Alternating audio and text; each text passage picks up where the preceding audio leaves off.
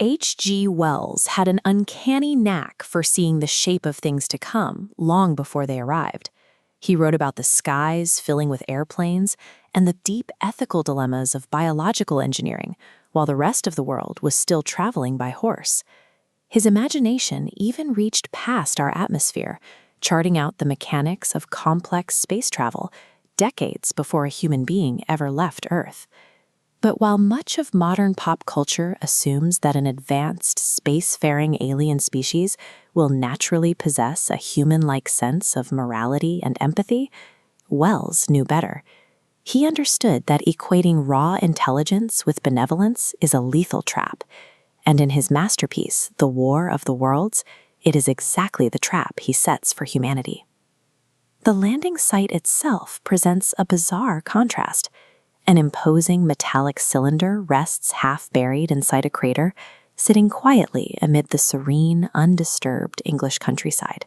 Standing knee-deep in the heather, our narrator is completely paralyzed by the sight. As he describes it, his mind becomes a battleground of sheer terror and intense curiosity. Yet the locals around him treat the event like a Sunday gathering. Cabs pull up to the edge of the pit, and a young boy even wheels over a barrow of apples to sell to the crowd. The human race is treating the arrival of an existential extraterrestrial force as a casual spectator sport, blissfully unaware that they are no longer the apex predators of their own planet. Seeking to establish contact, a small group of human representatives forms a deputation. They step forward, approaching the pit with a makeshift signal of peace. They wave a white flag, a gesture that carries centuries of historical weight for humans as the universal symbol for ceasefire and negotiation. The reasoning seems sound enough to them.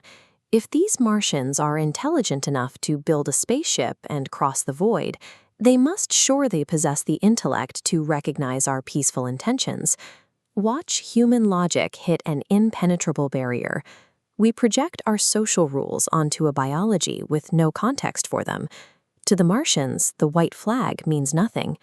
Raising it assumes the universe plays by Earth's rules. The situation shifts in an instant.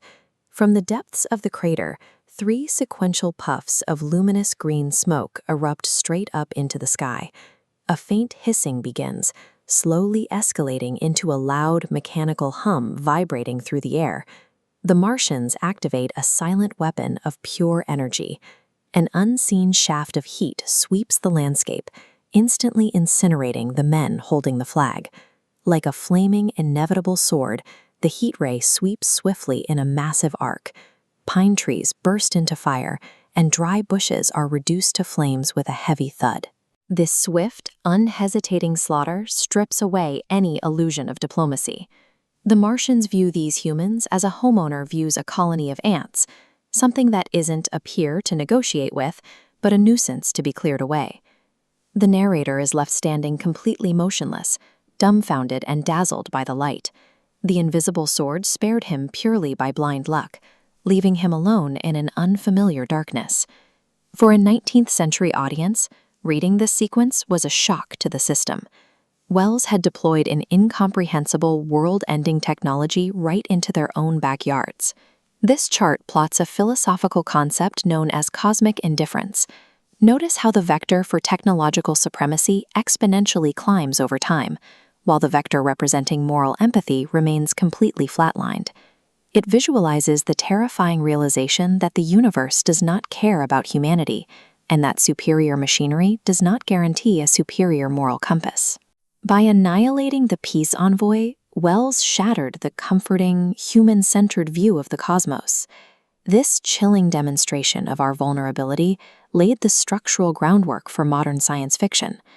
By centering his stories on the frailty of our civilization when faced with the incomprehensible, Wells established the template for Arthur C. Clarke's monolithic distant intelligences and Ray Bradbury's haunting ruins of vanished worlds. He showed that the most compelling science fiction isn't about the aliens, it's about the crushing weight of our own insignificance.